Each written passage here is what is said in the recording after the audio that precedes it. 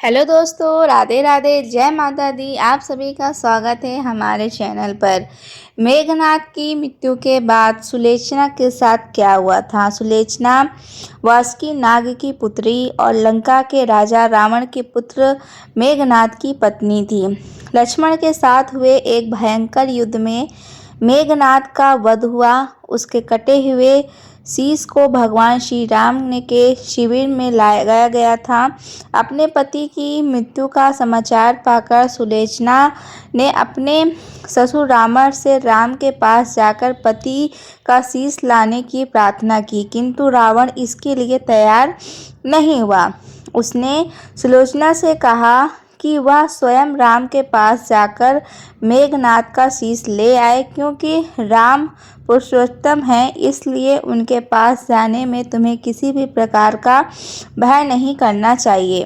रावण के महापराक्रमी पुत्र मेघनाद का वध करने की प्रतिज्ञा लेकर लक्ष्मण जी जिस समय युद्ध भूमि में जाने के लिए प्रस्तुत हुए थे, तब राम उनसे कहते हैं, लक्ष्मण, रण में जाकर तुम अपनी वीरता और रण कौशल से रावण पुत्र मेघनाद का वध कर दोगे, इसमें मुझे कोई संदेह नहीं है।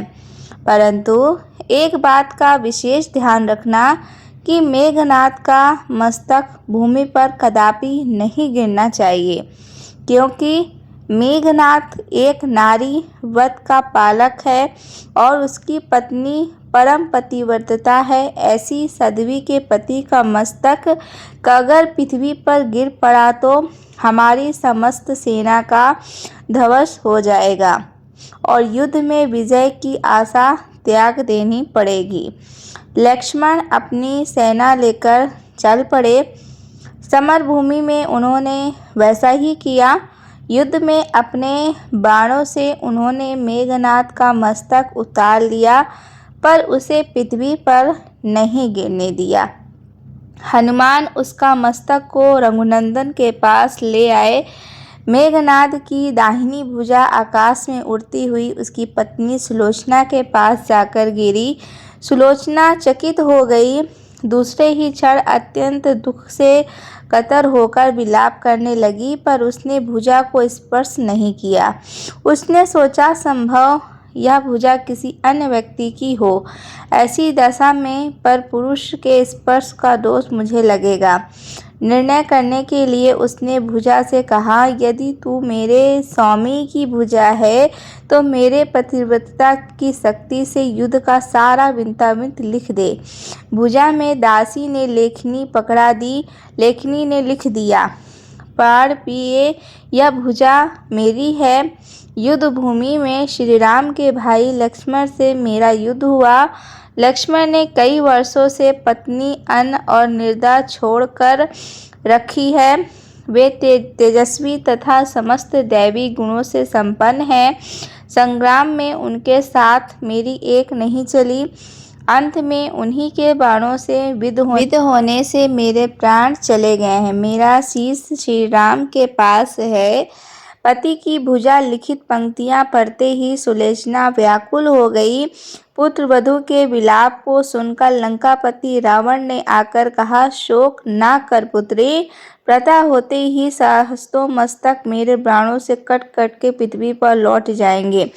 मैं रक्त की नदियां बहा दूंगा। करुण चित्कार करती हुई सुलोचना बोली, पर इससे मेरा क्या लाभ होगा? सहस्त्रों क्या करोड़ों शीश भी मेरे स्वामी के शीश के अभाव की पूर्ति नहीं कर सकेंगे।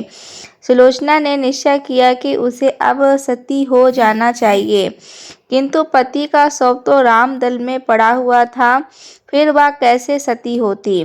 जब अपने ससुर रावण से उसने अपना अभिप्राय कहकर अपने पति का शव मांगने के लिए कहा, तब रावण ने उत्तर दिया, देवी, तुम स्वयं ही रामदल में जाकर अपने पति के शव प्राप्त करो।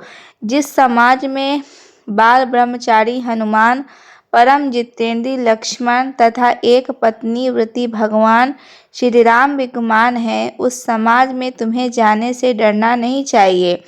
मुझे विश्वास है कि इन क्षत्रिय महापुरुषों द्वारा तुम निराश नहीं लौटाई जाओगी।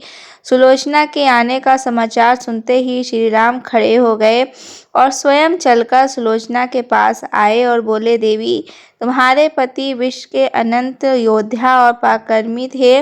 उनमें बहुत से सद्गुण थे, किंतु विधि की लिखी को कौन बदल सकता है। आज तुम्हें इस तरह देखकर मेरे मन में पीड़ा हो रही है। सुलोचना भगवान की स्तुति करने लगी। श्री राम ने उसे बीच में ही टोकते हुए कहा, देवी, मुझे लज्जित न करो।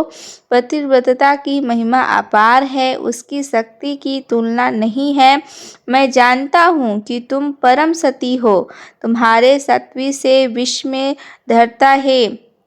बताओ कि मैं तुम्हारी किस प्रकार की सहायता कर सकता हूँ। सुलोचना ने अश्रुपूरित नियमों से प्रभु की ओर देखा और बोली, हे रघुनंदन, मैं सती होने के लिए अपने पति का मस्तक लेने के लिए यहाँ पर आई हूँ। श्री राम ने शीघ्र ही सम्मान मेघनाद का शीश मंगवाया और सुलोचना को दे दिया।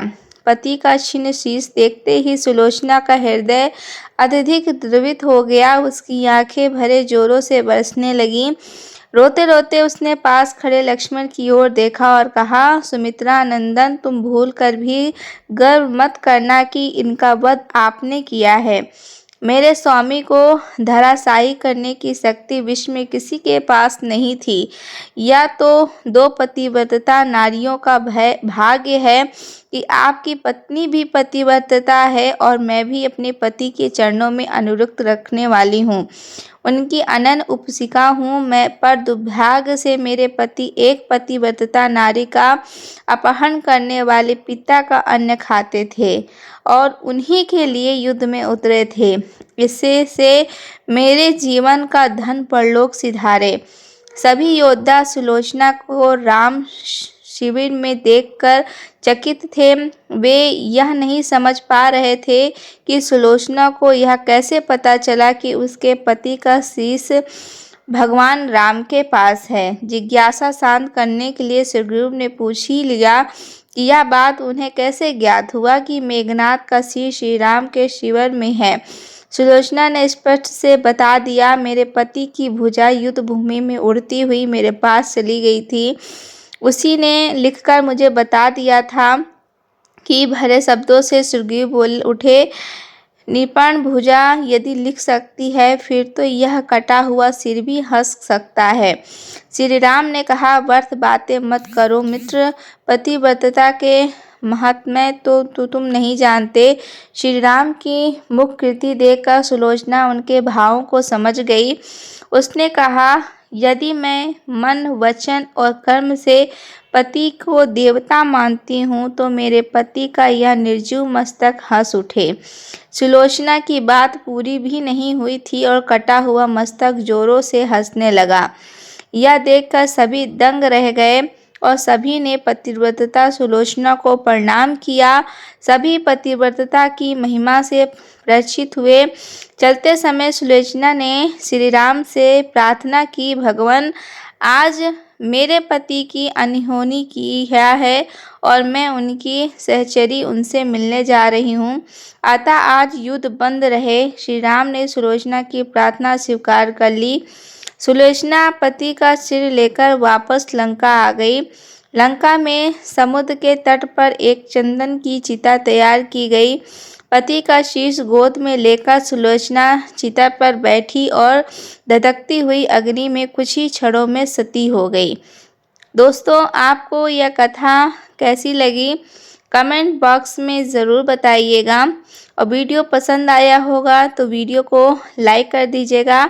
ऐसी ही और भी बहुत सारी कहानियों के साथ में हम फिर से मिलेंगे और चैनल पर पहली बार आए होंगे तो चैनल को सब्सक्राइब कर ज़रूर जाइएगा।